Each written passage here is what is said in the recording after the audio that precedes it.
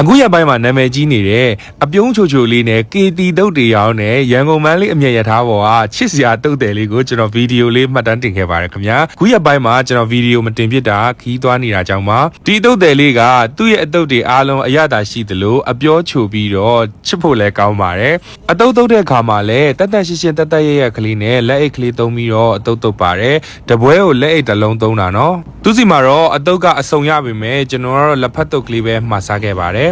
သူစီမှာအတုတ်တွေမှာမယ်ဆိုရင်တော့အချိုမုတ်လေးလျှော့ပြီးထည့်ပေးဖို့ကိုတတိလေးပေးပေးပါခင်ဗျာအချိုမုတ်ကတော့သူကတပွဲကိုလက်ဖက်စားစုံတစ်စုံနဲ့မောင်းမောက်ကိုထည့်တာပါခင်ဗျာသူကပဲကိုးမတိုင်ခင်မှာယထာပေါ်မှာတက်လာပြီးတော့ရောင်းပြီးတော့ကျွန်တော်တောင်ကိုရောက်တဲ့အခါမှာယထာဘဝဆင်းပါတယ်ခင်ဗျာဟုတ်ကဲ့ဒီမိုဒီဗမာလာရက်ခိုင်လားဟုတ်ကဲ့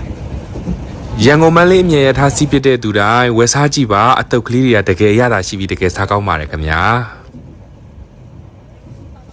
အချိုမုတ်ကတော့ဟော့တလူကိုထည့်ပါတယ်ခင်ဗျာဟုတ်ကဲ့မေဟုတ်စခိုင်တော့နော်ဗမာတော့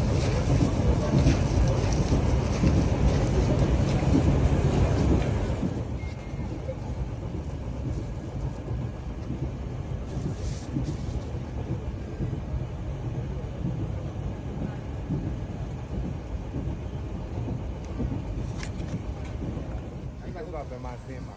တောင်းပါဆင်းဟောတောင်းပါဆင်း